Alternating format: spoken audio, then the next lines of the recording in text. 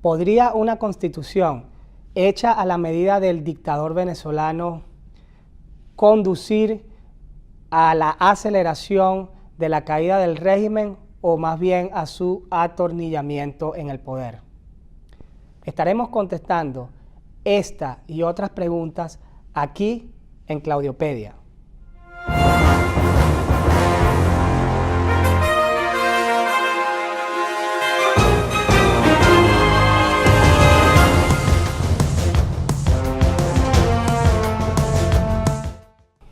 Bienvenidos a Claudiopedia. En este espacio procuro privilegiar el equilibrio informativo en tiempos donde las distracciones son más fuertes que las señales. Por ejemplo, la oposición venezolana se ha estado enfocando en temas importantes, pero ha descuidado uno fundamental. Al día de hoy no está preparada, no tiene una estrategia concreta frente a un eventual cambio constitucional por parte de la Asamblea Nacional Constituyente de la dictadura.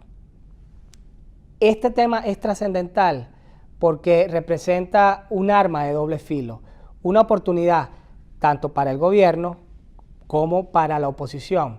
Ciertamente el régimen podría consolidarse, pero también esto podría ser usado para crear una crisis política que termine en un punto de quiebre, en la gota que derrame el vaso. Mi invitado de hoy es experto como pocos en esta materia. De hecho, la prestigiosa editorial Oxford University Press acaba de publicar su libro sobre asambleas nacionales constituyentes en América Latina. Me refiero al doctor Javier Corrales, doctor en ciencia política de la Universidad de Harvard, también es profesor universitario, autor de varios libros y en la estratosfera política e intelectual estadounidense su voz es influyente. De hecho, escribe para el New York Times y el Washington Post. Pero primero vamos con la editorial.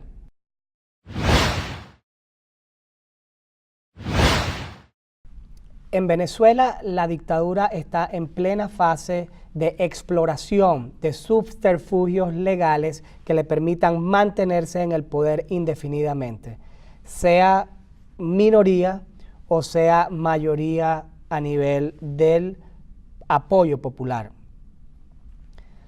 El primer ensayo fue la Asamblea Nacional Constituyente, que estableció un mecanismo completamente antidemocrático para la elección de sus miembros, el cual, entre otras transgresiones, violó la norma elemental de que un votante equivale a un voto.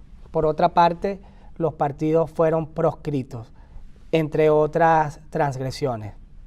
En este sentido, hay alta probabilidad de que el régimen continúe alterando las normas constitucionales en materia electoral. Y alguien se preguntará, pero ¿por qué hablar de lo electoral? ¿Por qué este es un tema importante actualmente si la ruta electoral está cerrada indefinidamente? Para mí el tema es importante porque de eso depende en gran medida que la oposición se una en torno al mismo método de lucha. Por ejemplo, si el régimen venezolano decide implantar el sistema electoral cubano, ello pondría a la oposición en la misma esquina, es decir, todos remando hacia un mismo norte, la única posibilidad, la ruptura extraelectoral.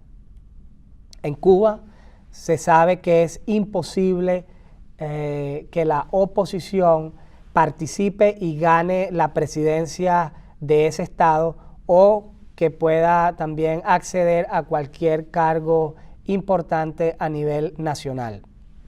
Nadie refuta esto, ni siquiera los propios defensores del régimen cubano. Tampoco he escuchado a ningún miembro de la oposición cubana decir que la salida es a través de un diálogo que propenda a una transición electoral. ¿Por qué entonces esto ocurre en Venezuela? ¿Y por qué en mi criterio seguirá ocurriendo?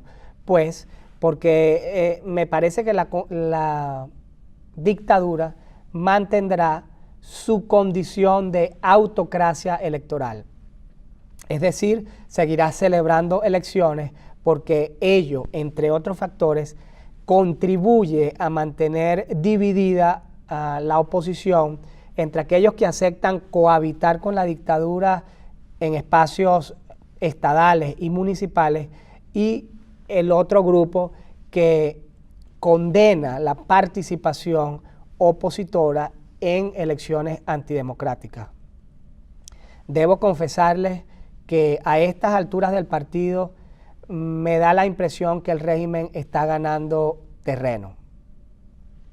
Tiene una clara táctica de darle tiempo al tiempo y me consta que está haciendo un lobby internacional bastante fuerte para que la comunidad internacional asuma el caso Venezuela bajo la misma aptitud y postura que tiene hacia Cuba y Sudán.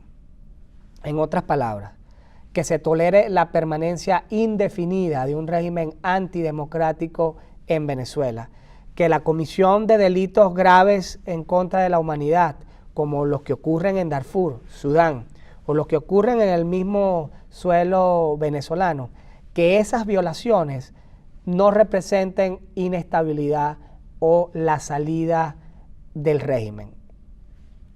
Parte de la táctica no solo implica buscar la tolerancia de democracias occidentales, sino también encontrar gobiernos encubridores en Occidente que hagan negocios en Venezuela, emulando la táctica que utilizó Cuba frente, por ejemplo, a gobiernos españoles del pasado que apoyaron la inversión turística en la isla.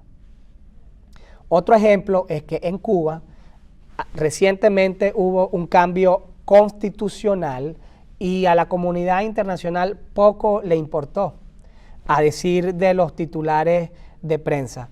Entonces, parte de la estrategia de resistir en el poder como sea y darle tiempo al tiempo, busca provocar la inercia internacional,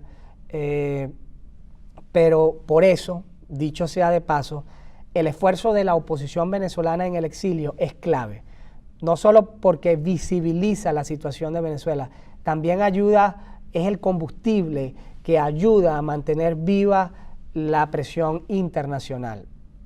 En síntesis, el régimen venezolano seguirá celebrando elecciones simuladas y está apostando al letargo de la comunidad internacional para que de ese modo pueda convertirse en la nueva Cuba o en el nuevo Sudán del siglo XXI.